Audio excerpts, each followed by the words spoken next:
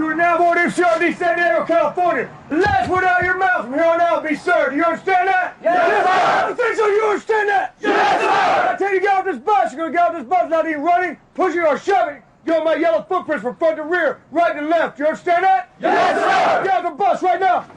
Go, tighten it up. Historian Henry Brooks Adams once said, "They know enough who know how to learn." These Marine Corps recruits are counting on the truth in that statement to get them through the toughest 3 months of their lives. They must learn how to survive in a harsh new environment in which the smallest details of their behavior are scrutinized. They will have to change lifelong habits and learn new skills. In the Marine Corps, as in life, an individual's ability to learn can make the difference between success and failure. But how do we learn? What is involved in the learning process?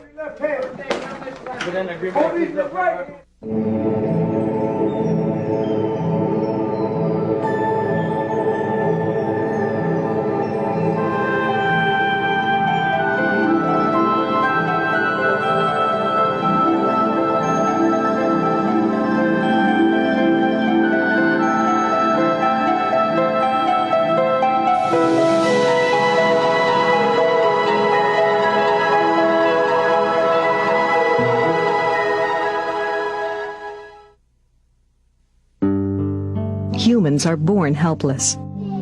But dependence on others to provide for our basic needs doesn't last long. Perhaps because we come equipped to learn. But what is learning? The common answer is the acquisition of knowledge. To psychologists, however, learning has a much broader meaning. Psychologists define learning as a relatively permanent change in behavior or mental processes due to experience. And what really the essence of this topic are those last 3 words, due to experience. Because different experiences, different patterns of experiences lead to changes in behavior or mental processes. Whether it's a child wrestling with a spoon for the first time, or a recruit in basic training, learning is crucial to the survival of our species. It is learning that enables us to adapt to our ever-changing environment. As we learn, we develop behaviors that help us to operate more effectively in our surroundings. And hopefully, we also learn to eliminate behaviors that hold us back. While some of the learning we do is intentional, such as taking on a new skill, much of it is not. When my daughter was less than a year old, with infants, of course, you have a whole series of vaccinations you have to do. And the very first time that we went in for routine vaccination, everything was hunky-dory with our daughter, right up until the time that Paula, the nurse, who was wearing a white uniform, gave her the vaccination. Now Laura just screamed bloody murder. I mean, it hurt, it scared her, everything else, and she was trying to get away. 3 months later, we had to go back for another vaccination. And my daughter did fine. We went to the pediatrician's office, and we were in the examining room, and she was just happy, happy as a clam, and until, of course, Paula, the nurse, came in wearing this white uniform, and Laura screamed bloody murder. Now, Laura had become conditioned. She had associated this white uniform, okay, with getting the pain of the injection, the vaccination. What happened with little Laura is an example of classical conditioning, one of the most basic forms of learning. It describes how certain stimuli can automatically trigger a reflexive response. Humans have many reflexes. We shiver when we are chilly. We jump at a loud noise. Our heart pounds with fear when we feel threatened. These reflexive responses are involuntary, automatically triggered by a cold draft, the loud noise, or the growling dog. But we often have reflexive responses to stimuli that wouldn't ordinarily trigger that response, such as a nurse's uniform triggering fear in a child. Classical conditioning describes how this comes about. Classical conditioning was initially discovered and studied by Ivan Pavlov, who was a Russian physiologist. And his goal in his early career was to study the digestive process. And the strategy that he adopted was to study the behavioral reactions, the physiological reactions that occurred as something entered the mouth. His strategy was thwarted very early on when he found that the dogs he was studying became, in his words, psychics. He would take a dog and he'd food deprive it, and he'd put it on a little stand, and what he'd do is he'd blow some meat powder into the dog's mouth and study the salivary reflex. And after a couple of days of this procedure, he found that the dog, when it entered the stand, would begin salivating in anticipation of being fed. And at that point, his experiment was ruined because he couldn't study the reaction to the food. The dog was salivating as a psychic, predicting that he was going to get food. After some initial frustration, Pavlov soon realized the importance of the connection he had observed. His very presence seemed to trigger an automatic response in the dogs, the salivary reflex.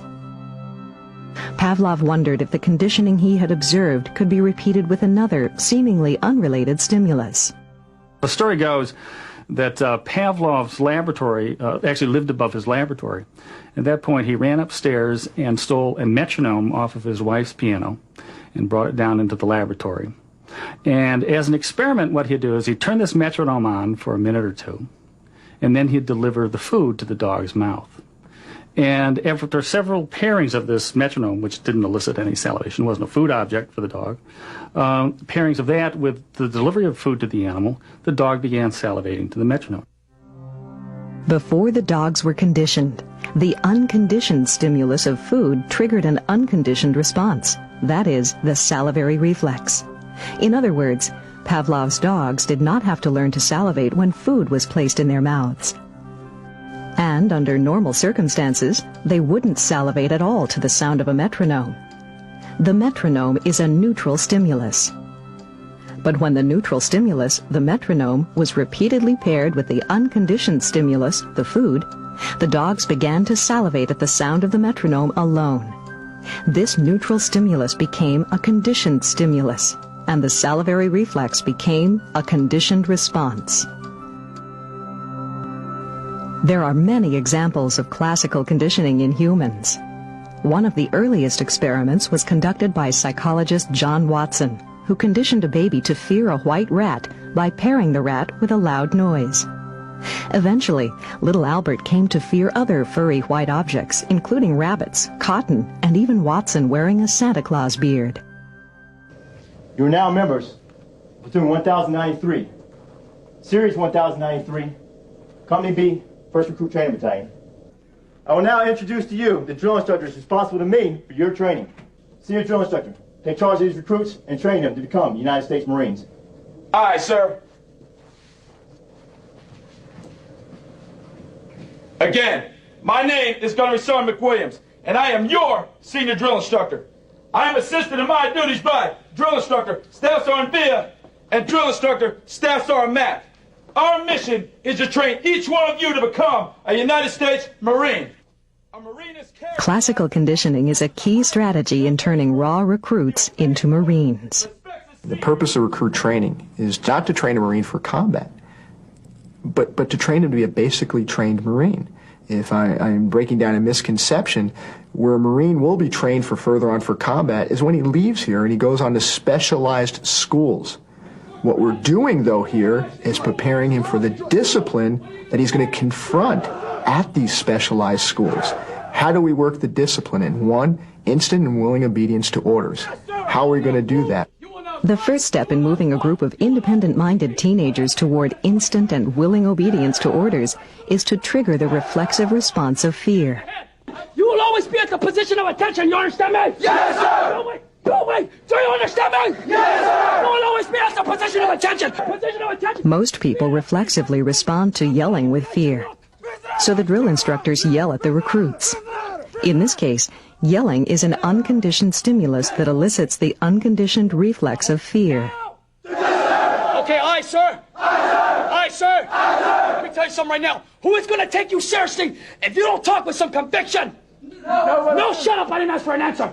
First, he's going to use a voice. Now, some of the way we get our responses, recruits don't like the shouting voice. This yelling is paired with the neutral stimulus of the drill instructor's hat, the distinctive campaign cover. We call it cover identification.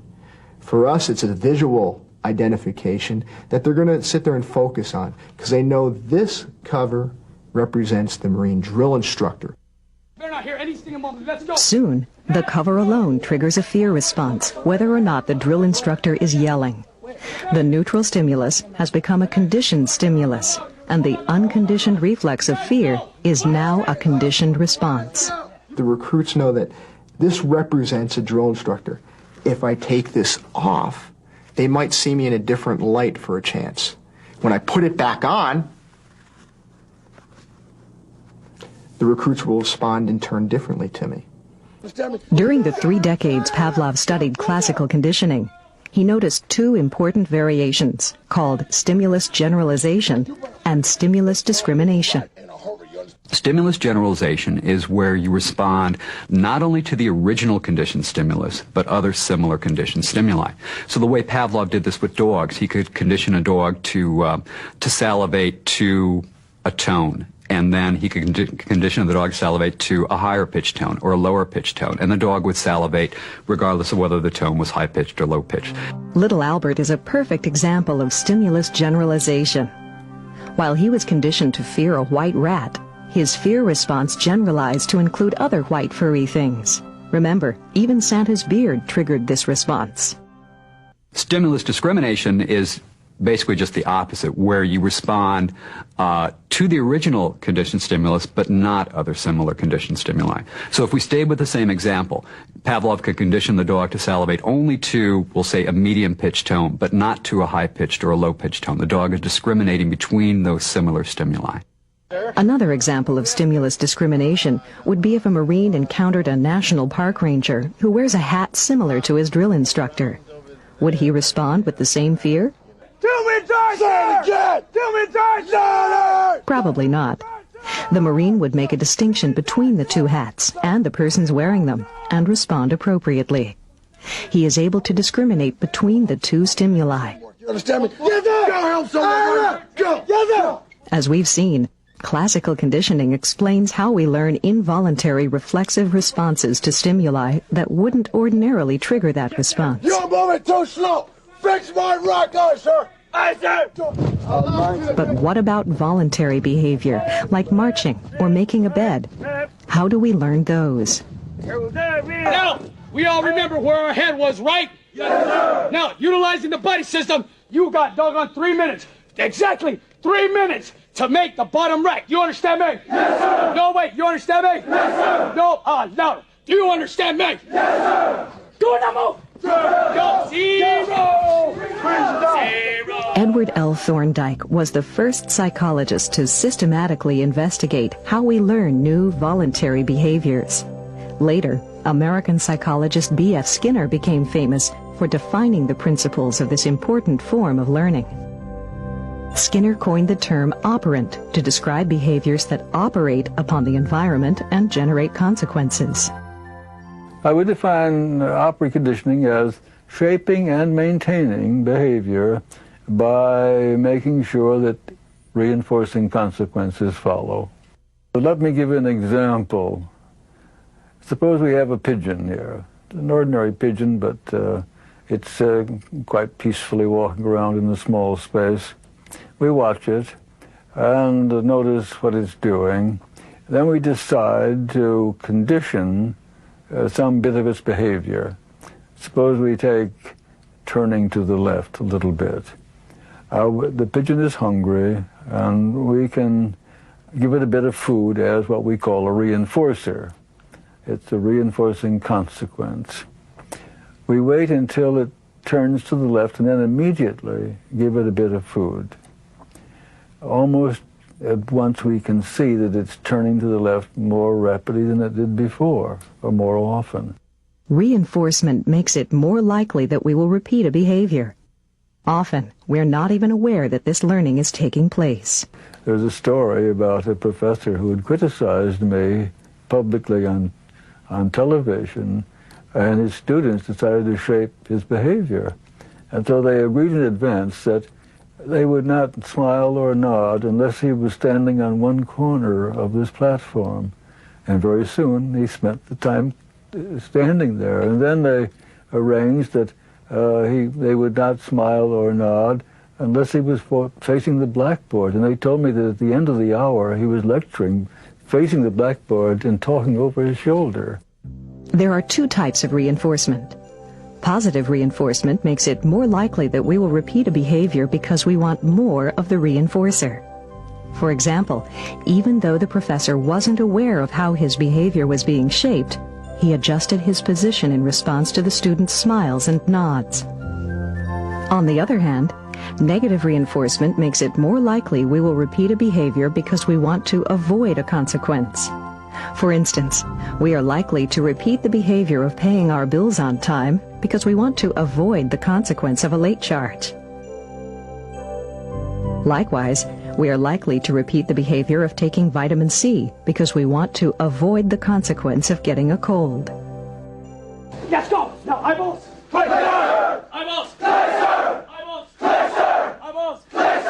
Say! Both positive and negative reinforcement can be found in the Marine Corps Basic Training Program. But the one the most people associate with boot camp is negative reinforcement. The recruits learn from the drill instructors just how effective this type of conditioning can be. We believe in setting up recruits for success. Before we make them do anything, we explain it to them. And we explain it to them in detail. First sheet, you're going to lay on your right, you understand me? Yes, sir. You're going to lay at the bottom of your feet, even with my mattress. Do you understand me? Yes, sir. Narrow way, do you understand me? Yes, sir. Now, one, they may not understand the detail because it's coming out a little bit louder, and they're a little bit intimidated at first.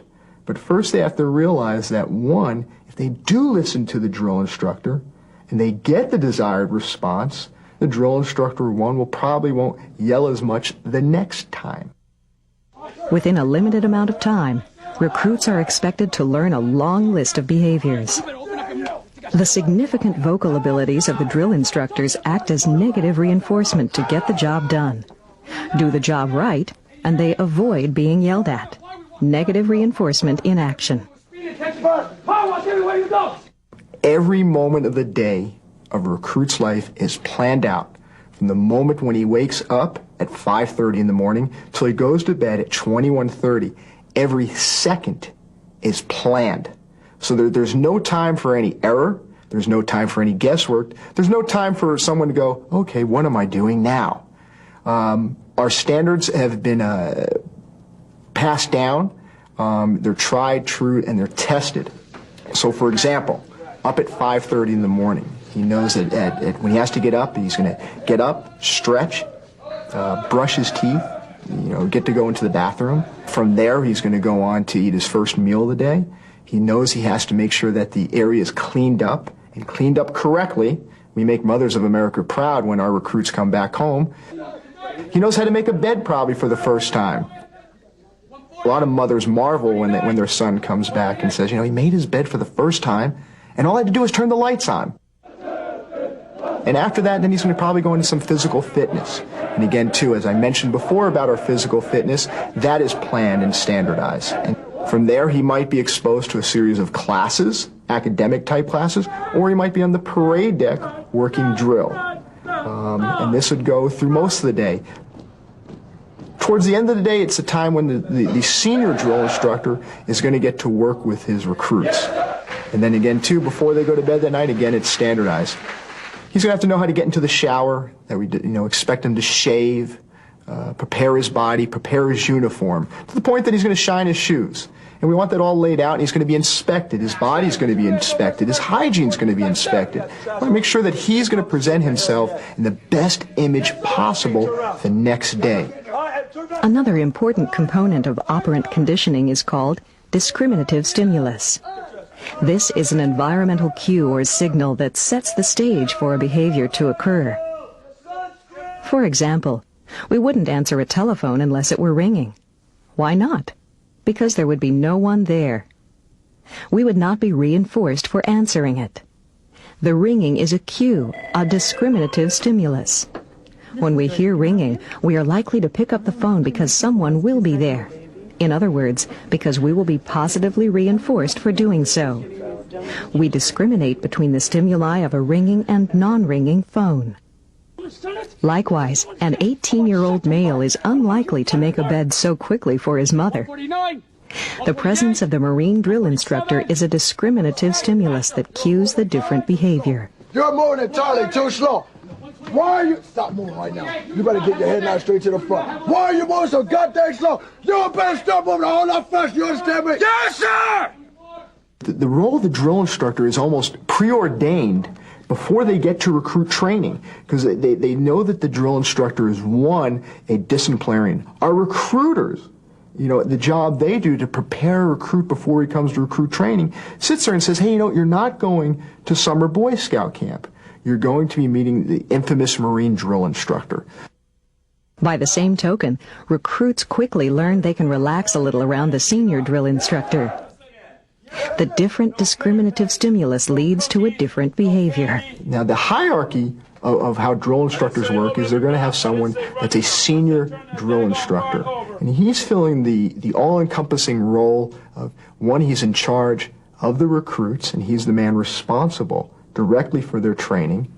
But he's also the one that's also going to represent, you know, their teacher. He's going to represent their father figure in some respects. The recruits are going to see him in the role as the senior drill instructor, this father figure, this man that I could go and talk to when I have to. Although negative reinforcement is the overwhelming choice for Marine Corps drill instructors, examples of positive reinforcement can be found, and they are often delivered by the senior drill instructor. In my senior drill instructor creed, I tell the recruits that I'm still going to be there even when they quit on themselves. I want the recruits to believe that. And I'm going to do it. I have to be that example. So I'm going to positively reinforce certain aspects of their training. If they achieve a success, I'm going to let them know about it and congratulate them. Yes, sir. I will never fail my time. Remember that. At recruit training, we have a system of rewards that the recruits receive, and there's trophies that they could achieve if they win certain events. And it's bragging rights between other platoons. So we create and we foster competition here, because the recruits are learning how to succeed. Open your mouth! The difference between positive reinforcement and negative reinforcement is easy to recognize. However, many people confuse negative reinforcement with punishment. In fact, they produce opposite effects on behavior. Negative reinforcement makes it more likely that we will repeat a certain behavior, such as making a bed correctly so we don't get yelled at. Punishment, on the other hand, makes it less likely that we will repeat a behavior. For example, a recruit who is punished for looking away from the drill instructor is less likely to look away from him the next time. We have a system that we call incentive training. And this is one of the many tools that a drill instructor has as far as meting out discipline. An example of incentive training is, say the group, the entire platoon of recruits, maybe they're just, that day they're not performing up to an achievable standard. They might be a little bit slower. They may not be sounding off loud enough to the drill instructor. At the discretion of the senior drill instructor, he'll take him over to an area and make him go through a very ritualized set of upper body exercise over a certain amount of time. And usually the recruits understand that they disappointed the senior drill instructor, and he has to sit there and take time from his day to stop this ritualized training that we're doing and waste time to met out the discipline. So recruits will feel bad. And they're like, we disappointed him. The end state that we hope a recruit leaves here after achieving, with an incentive training, is to understand that if you mess up in the Marine Corps, you're going to be disciplined, you're going to be corrected, and then you're going to be expected not to make the same mistake twice. Although punishment may decrease undesirable behaviors, it does have its drawbacks. Punishment alone does not offer long-term solutions. Once the punishment is withdrawn, undesirable behaviors often reoccur. Skinner himself considered positive reinforcement to be a vastly preferred alternative. Punishment works, but punishment can only be justified if you continue to look for other ways, and they will be through the use of positive reinforcement. There was a Boulder 2 experiment in Mexico where they used every conceivable way of finding positive reinforcement for their children rather than punishment. And their children are wonderful. I've never seen happier, more social, pleasant children in my life. They never are punished because the world is so designed that they never do anything that calls for punishment. And that is the way I think the world should be.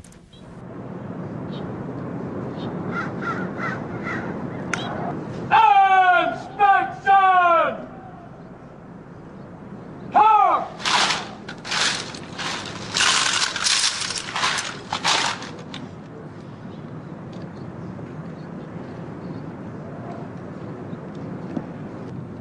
Time and again, the principles of classical and operant conditioning have demonstrated their effectiveness and have helped us to understand how we learn.